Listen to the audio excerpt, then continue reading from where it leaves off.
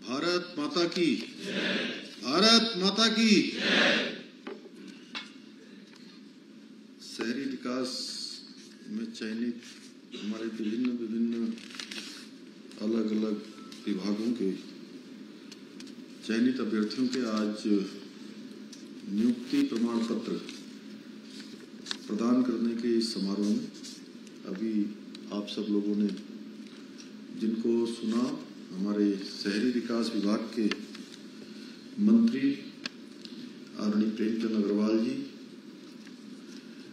देहरादून शहर के मेयर भाई सुनील उनियाल गामा जी, सचिव पेयजल श्री अरविंद सिंह ढांकी जी, निदेशक शहरी विकास श्री नितिन भदौरिया जी,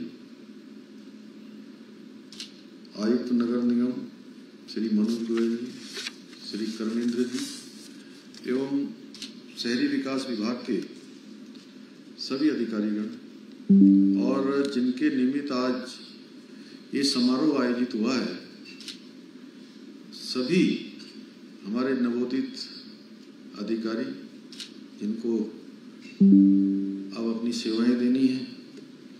और इस कार्यक्रम में आज 226 अभ्यर्थियों को आज ये पत्र मिलने हैं, नियुक्ति पत्र मिलने हैं। मैं सबसे पहले तो आप सबको अपनी ओर से बहुत बधाई देता हूँ, बहुत शुभकामनाएं देता हूँ। और साथ ही आज नगर निगम देहरादून के द्वारा जो अभी सिटीजन ऐप को भी लॉन्च किया गया है और मुझे उम्मीद है कि जिस प्रकार से जिन उद्देश्यों के साथ इस ऐप को लॉन्च किया गया है, निश्चित रूप से ये ऐप लोगों को एक सरल माध्यम, उनको कहीं ना कहीं सहायता पहुंचाने का काम और जो भी उद्देश्य इसका रखा गया है वो उद्देश्य भी अवश्य सफल होगा। आप सभी लोग जानते हैं, जैसे मुख्य सेवक सदन में अभी आदरणीय प्रेमचंद अग्रवाल जी ने बताया कि आपका जिस प्रकार से आज यहाँ पर समारोह हो रहा है, ऐसे अनेकों समारोह इस सदन में पहले भी आयोजित हो चुके हैं और इसके पीछे हेतु है कि रोजगार समारोह लगातार आयोजित करते हुए हमारे सभी नवनियुक्त अभ्यर्थियों को जिनका चयन हो गया है, उन सभी को एक समारोह के माध्यम से इस प्रकार से नियुक्ति पत्र प्रदान किए जाए। आदरणीय प्रधानमंत्री मोदी जी के नेतृत्व में बीते 9 वर्षों में देश के अंदर युवाओं को रोजगार और स्वरोजगार के क्षेत्र में लगातार उनको जोड़ने का एक अभियान देश के अंदर चल रहा है और उसी में हाल ही में एक कड़ी जुड़ी है और ये कड़ी जुड़ी है रोजगार मेले की। और इसके अंतर्गत 1 साल के अंदर पूरे देश के अंदर 10 लाख नौजवानों को सीधे सीधे रोजगार देने का उद्देश्य है। संकल्प माननीय प्रधानमंत्री जी ने लिया है कि 1 साल के अंदर 10 लाख युवाओं को रोजगार से जोड़ना है और एक बड़ा संकल्प है। अभी तक 6 लाख से भी ज्यादा नौजवानों को रोजगार से जोड़ने का काम हो चुका है और रोजगार मेले के इस दिव्य अभियान के अंतर्गत इस प्रकार के कार्यक्रम लगातार आयोजित किए जा रहे हैं। भाइयों बहनों, नगर निगम के साथ ही तमाम दूसरे निकाय के जो कार्मिक हैं, दूसरे निकायों में भी उनकी कमी लगातार देखी जा रही है और मैंने भी इसका स्वयं संज्ञान लिया है। लगातार हम लोगों ने एक अभियान चलाया है और मुख्यमंत्री कार्यालय में एसीएस श्रीमती राधा रतूड़ी जी को हमने इसकी जिम्मेदारी सौंपी है कि जितने भी विभाग हमारे राज्य सरकार के अंतर्गत आते हैं, उन विभागों में जहां भी ये हमारे पद रिक्त हैं, उन सभी पदों का संज्ञान लेकर उनकी नियुक्ति प्रक्रिया प्रारंभ की जाए और 102 नगर निकायों में समूह की भर्ती प्रक्रिया सकुशल जो संपन्न हुई है, उसका चयन किया गया है। मुझे खुशी है कि अब आप सबकी नियुक्तियां हो जाने से आप सब लोग जब अपने अपने स्थानों पर काम प्रारंभ कर देंगे तो उसके बाद जो निकायों में परेशानियां आ रही थी, थोड़ा काम कम हो रहा था, या काम में जो तेजी आनी चाहिए, जो गति आनी चाहिए, जो प्रभाव दिखना चाहिए, वो प्रभाव नहीं दिख पा रहा था। और अब आप सबके आने के बाद ये परेशानियां भी दूर होगी। एक तरफ जनता की परेशानी दूर होगी और दूसरी तरफ जो कामों को तेजी से करने की हमारे सामने चुनौती है, वो चुनौती भी आप सब स्वीकार करके उन कार्यों में तेजी लाने का काम आप सबके माध्यम से होगा। आज जिन लोगों को भी आज ये नियुक्ति पत्र मिल रहे हैं, मैं उनसे यही कहना चाहूंगा कि जैसा प्रेमचंद जी कह रहे थे कि अब उदास तो आप लोगों को होना नहीं है। अब तो आप लोगों को मंजिल के पास जाना है और चुनौती अब आपके सामने, एक चुनौती तो आपकी समाप्त हो गई कि आप काम मिल गया और अभी तक जो आपने पढ़ाई करी थी, आपने मेहनत करी थी, परिश्रम किया था, शिक्षा प्राप्त की थी, अब एक चुनौती के रूप में आपको रोजगार मिल गया, आपको काम मिल गया और जीवन का जो उद्देश्य है उस दिशा में कहीं ना कहीं एक रास्ता आपको मिल गया है। अब आपको मंजिल तक पहुंचना है और मंजिल क्या है? नर सेवा ही नारायण सेवा है। कहते हैं नर सेवा ही नारायण सेवा है। और जीवन में चूंकि जीवन को सफल और सार्थक बनाने के लिए लगातार प्रयास करना, लगातार काम करना और लगातार कहीं ना कहीं विनम्र होकर, उदार होकर, सहनशील होकर, संवेदनशील होकर और निश्चल होकर अपने कर्तव्य को पूरा करके आपको अपने जीवन को सफल और सार्थक बनाने का काम करना है। आपके माता पिता ने आपको जन्म दिया, उसके बाद आपके गुरुजनों ने आपको कहीं ना कहीं शिक्षा देने का काम किया, शिक्षा से जोड़ने का काम किया। बहुत सारे अभिभावकों की तरह हमारे अन्य जो बड़े बुजुर्ग हैं उन्होंने भी कहीं ना कहीं हमको राह दिखाने का काम किया। अब जीवन को खोजने का काम आपके हाथ में है, जीवन के उद्देश्य को प्राप्त करना आपके हाथ में है। और ये तभी होगा जब आपकी जब ये सेवा आज प्रारंभ हो रही है। जिस दिन भी आप ज्वाइन करें, कब ज्वाइनिंग हो जाएगी नितिन की? 3 तारीख को आपकी ज्वाइनिंग हो जाएगी और 3 तारीख से पहले दिन से ही अगर आपने अपने जीवन के कुछ स्टैंडर्ड, कुछ मानक आपने बना लिए, तो आप इतना ही मानिए कि आप उन मानकों को अपने पूरे जीवन भर के लिए बनाइए। और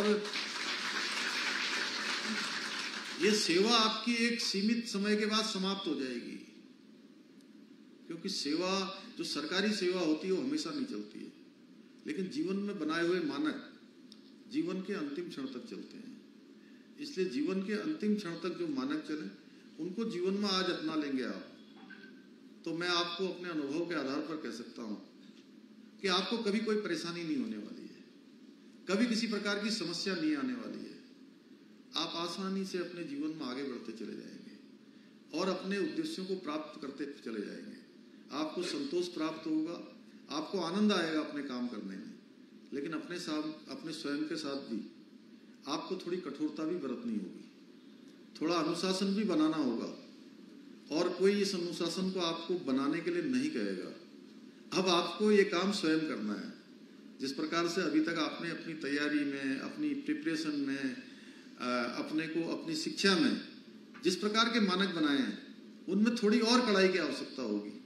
क्योंकि कई बार ये होता है कि अब हमको ये सेवा मिल गई है और 10 to 5 एक जो पहले चलता था ना कि 10 से 5 तक सेवा देनी है, उसके बाद तो कुछ नहीं। अब आपको इसको थोड़ा तेल लेकर काम करना है, क्योंकि हमारा राज्य नवोदित राज्य है अभी, और तमाम तरीके से जो हम लोगों ने आज राज्य के सामने तमाम हमने लक्ष्य तय किए, तमाम लक्ष्यों पर हम आगे बढ़ रहे हैं, तो उसमें आप सबकी बड़ी महत्वपूर्ण भूमिका होने वाली है। आप उसके महत्वपूर्ण कारक होने वाले हैं। और मैं जानता हूं आज आप सभी को निष्पक्ष और पारदर्शी तरीके से यह नियुक्ति मिली है, क्योंकि हमने ये तय किया था कि ये नियुक्तियां हमारी जो है पारदर्शी होनी चाहिए। इसमें किसी प्रकार की जो पक्षपात है, किसी प्रकार की नकल है, वो नहीं होनी चाहिए।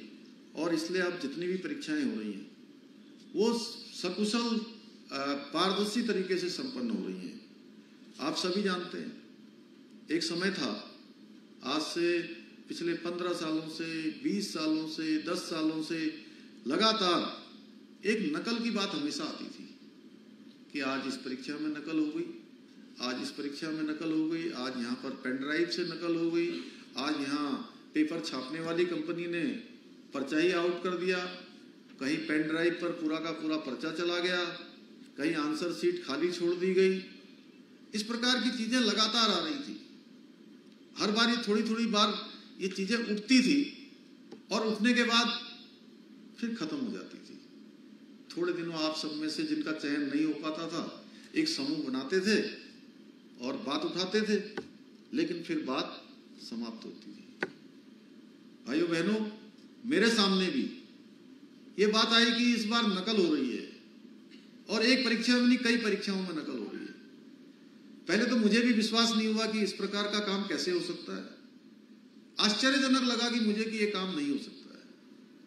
लेकिन मैंने कहा, जब इतने विद्यार्थी मेरे पास आ रहे हैं, इतने छात्र छात्राएं आ रहे हैं, हमारे भाई बहन आ रहे हैं, तो इसकी जांच जरूर होनी चाहिए।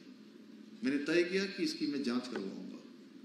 और मैंने जब पुलिस को जांच करवाने के लिए प्रारंभिक रूप से कहा, और प्रारंभिक रूप से ही पता लगा कि इसमें वास्तव में कुछ न कुछ गड़बड़ी हो रही है, नकल हो रही है, तो हमने तय किया कि इस नकल के अभियान की, ये नकल के अपराध की पूरी जो है जांच करवाएंगे और इसके अंतिम छोर तक पहुंचेंगे। और हमने जांच करवाने का निर्णय लिया, जिसमें जब जांच करवाई तो इस नकल के खेल में बड़े बड़े माफिया, बड़े बड़े गिरोह, ऐसे लोग जो कहीं न कहीं से पोषित हो रहे थे, मैं उन सब का नाम नहीं लेना चाहता हूं, आप सब समझ रहे होंगे, पीछे से तमाम लोगों को पोषित करने का काम ये सब हो रहा था, और बड़े बड़े लोग उसमें शामिल थे। हमने कहा इसमें बड़ा होगा, छोटा होगा, जो भी इसमें शामिल पाया जाएगा इस अपराध में, उसको उसकी सजा मिलेगी। और उसकी सजा के लिए हमने कड़ा प्रावधान किया। पकड़ के जो भी इसमें पाया जाता था उसको जेल में भेजा जाता था। 80 लोग हवालात के अंदर इसमें गए। और इतने से भी नहीं हुआ, ये पहले भी इस प्रकार के आरोप लगते रहते थे, इस प्रकार की बातें उठती थी। हमने तय किया कि केवल जेल भेजने से भी काम नहीं चलेगा, क्योंकि उसके बाद भी कुछ न कुछ गड़बड़ियां आ जा रही थी, फिर भी कुछ न कुछ हो जा रहा था। हमने तय किया कि हम देश के इस कलंक को मिटाने के लिए हम राज्य में देश का सबसे कठोर नकल विरोधी कानून हम लाएंगे। और हम देश का सबसे कठोर कानून लागू हमने यहाँ पर किया। और इसके बाद सभी परीक्षाएं पारदर्शी तरीके से संपन्न हो रही हैं। मुझे उम्मीद है कि भविष्य में भी सभी परीक्षाएं अब आने वाले समय में किसी प्रकार का कोई संदेह नहीं रहेगा, किसी प्रकार की कोई शंका नहीं रहेगी कि अब कोई परीक्षा में कहीं नकल होगी, क्योंकि इस कानून में हमने इतने कड़े प्रावधान कर दिए हैं कि अब कोई भी नकल माफिया, कोई भी पेपर छापने वाला, कोई भी नौकरी करने वाला, उस विभाग से जुड़ा हुआ, अब नौजवानों और युवाओं के भविष्य के साथ कोई खिलवाड़ करने की हिम्मत भी नहीं कर सकता है। क्योंकि इसमें हमने जहां उसकी सारी संपत्ति जब्त करने का प्रावधान किया है, वहीं उसके साथ साथ ही आजीवन सजा का भी प्रावधान हमने इस कड़े कानून में कर दिया है। भाइयों बहनों, इस नकल कानून के बनने के बाद केवल राज्य के अंदर ही नहीं, राज्य के अंदर नौजवानों ने बहुत बड़ी संख्या में जगह जगह पर इस कानून के लागू होने के बाद कहीं न कहीं अपनी खुशी प्रदर्शित की। वहीं भारतवर्ष के दूसरे राज्यों में भी इस कानून को लागू करने के लिए हमारे यहाँ के कानून की इसकी पूरी कॉपियां जो है वहां मंगवाई गई है, पूरे एक्ट को मंगवाया गया है। दूसरे राज्य भी अपने यहाँ इसको लागू करने की दिशा में आगे बढ़ रहे हैं। और यह नकल विरोधी कानून बनाने वाले जो राज्य हैं, उसकी श्रेणी में हमारे राज्य का अग्रणी स्थान आज हो गया है, क्योंकि ये मॉडल बन गया है राज्य का। मैं इसलिए आप सबसे भी अपील करूंगा कि यदि आप सभी ने ईमानदारी से, दक्षता से, पारदर्शिता और न्यायप्रियता के साथ काम किया, तो अब आने वाला जो भविष्य है आपका वो हर प्रकार से सुनहरा होने वाला है। और अगर ध्यान नहीं दिया, थोड़ा सा भी चूक हो गई, तो मैं एक बात जरूर आपसे कहना चाहता हूं कि जो भगवान के यहाँ इस संसार में कोई भी व्यक्ति हो, कोई भी प्राणी हो, वो कुछ भी करता है तो उसका एक अकाउंट बन जाता है, एक अकाउंट बनता है। और हमने अगर जानबूझ के गलती करी है, हम जान रहे हैं कि गलत हो रहा है, लेकिन फिर भी कर रहे हैं, हम सामने वाले को कह रहे हैं कि नहीं मैंने बहुत अच्छा काम किया है, तो ये तय मानिए आप तो जानते हैं कि आप गलती कर रहे हैं और आपसे ज्यादा वो जान रहा है।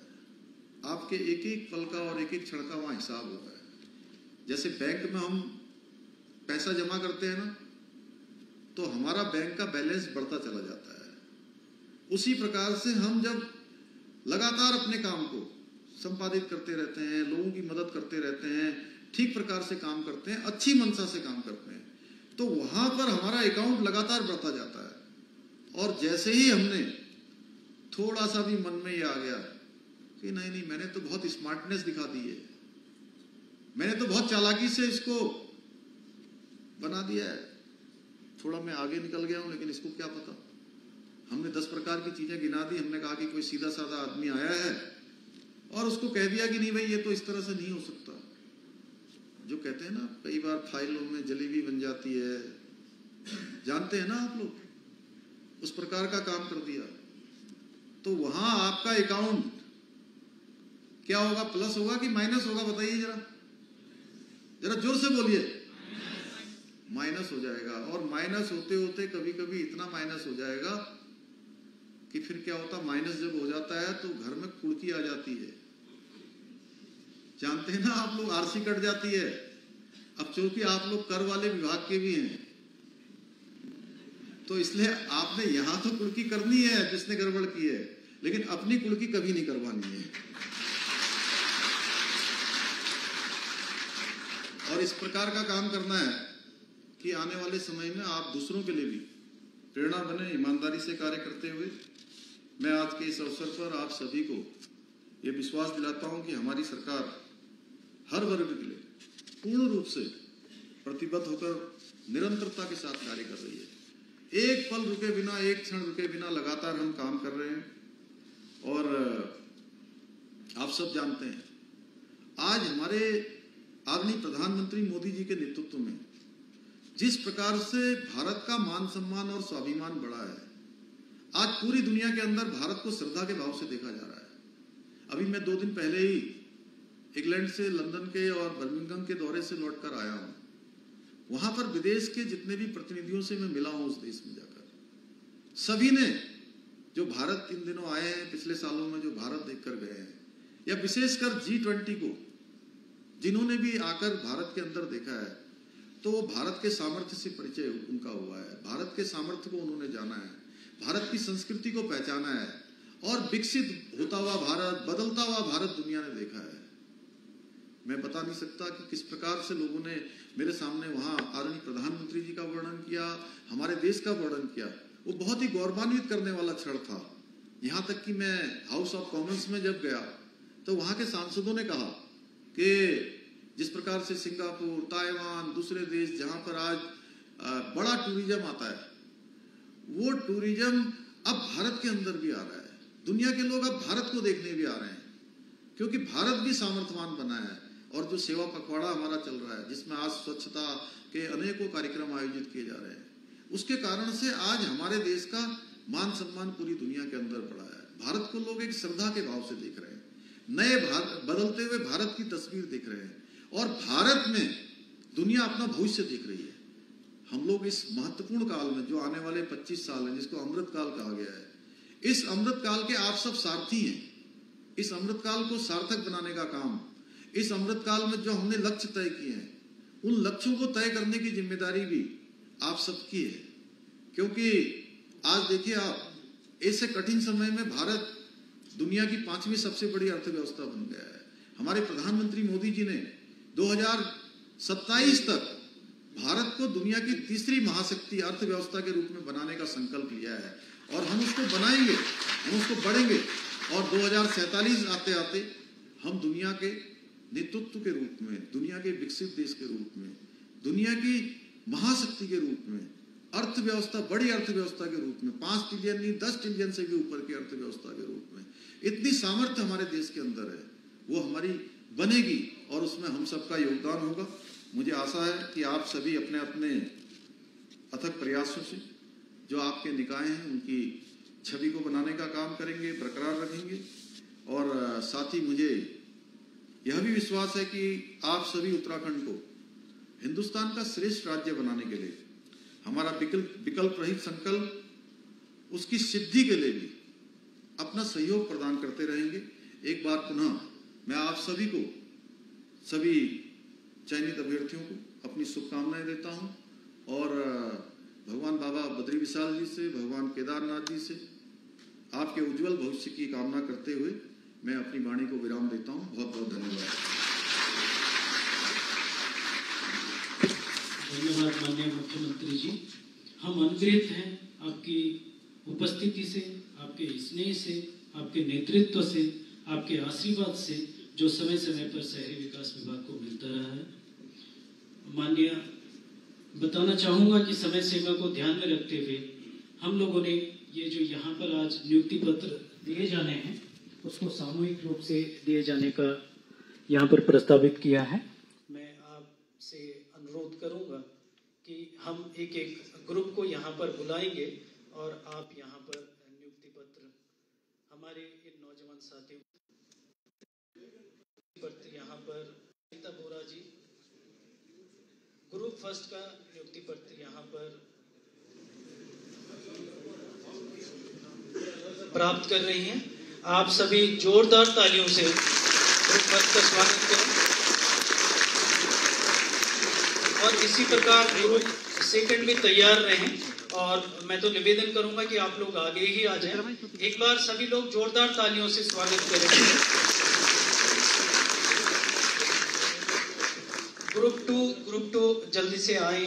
सुश्री हेमा जिस ग्रुप की लीडर हैं, जल्दी से आए आप लोग। आप लोगों से ये भी मेरा निवेदन रहेगा कि आप लोग बाईं ओर से आ रहे हैं और दाईं ओर से आप प्रस्थान करेंगे तो दूसरे ग्रुप को कोई असुविधा नहीं होगी। आप सभी लोग प्रस्थान दाईं ओर से करेंगे। एक बार जोरदार तालियां ग्रुप 2 के लिए। ग्रुप 3 तैयार रहें और ग्रुप 3 सामने आ जाए, मेरा ऐसा अनुरोध रहेगा। सभी लोग इस साइड से निकले, आप लोग सभी बाईं ओर से निकलेंगे। ग्रुप 3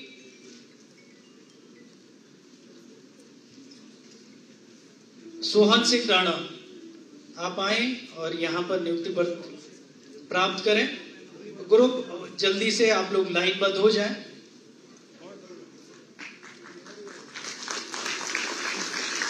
ग्रुप 4 तैयार रहें। श्री गोकुल चिलकोटी जी आप आए, आप तैयार रहें अपने ग्रुप के साथ में। और आप सभी नौजवानों से मेरा निवेदन जोरदार तालियों के साथ। ग्रुप 5 तैयार रहें। श्री संजय सिंह जिस ग्रुप को लीड कर रहे हैं। ग्रुप 4 गोकुल चिलकोटी जी नियुक्ति पत्र प्राप्त कर रहे हैं। आप सभी लोगों से अनुरोध, जोरदार तालियों के साथ आप इन सभी का अभिनंदन करें।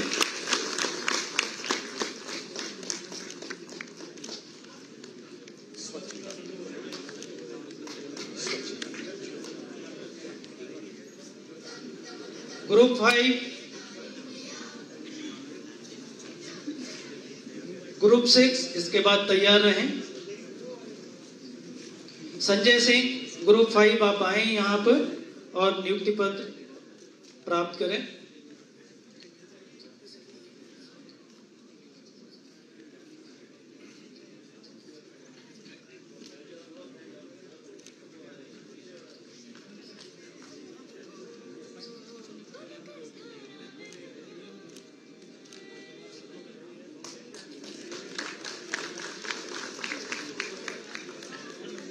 सभी नौजवानों से मेरा निवेदन कि जोरदार तालियों से स्वागत करें। ग्रुप 6 आप सभी लाइनबद्ध हो जाएं।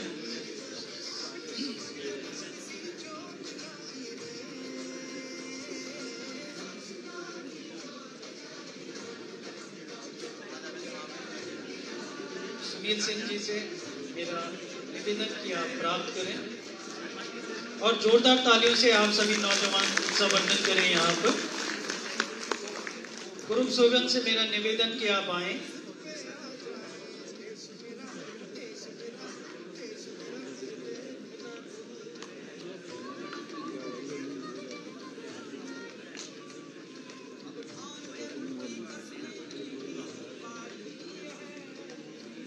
ग्रुप 8 भी इसके बाद तैयार रहें। मेरा आप सभी लोगों से पुनः आग्रह कि जोरदार तालियों के साथ इस समारोह की शोभा बढ़ाएं। ग्रुप 8 भी इसके बाद तैयार रहें। आप सभी से मेरा निवेदन है, ग्रुप 8 के सभी सदस्यों से, कि आप लोग तैयार रहें।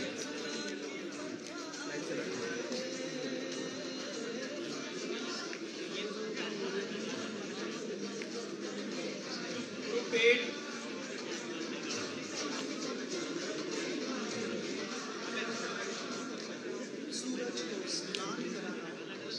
कौसुम जी से मेरा अनुरोध कि आप नियुक्ति पत्र प्राप्त करें। आप सभी नौजवानों से मेरा पुनः आग्रह, जोरदार तालियों के साथ इन सभी प्रतिभागियों का उत्साहवर्धन करें।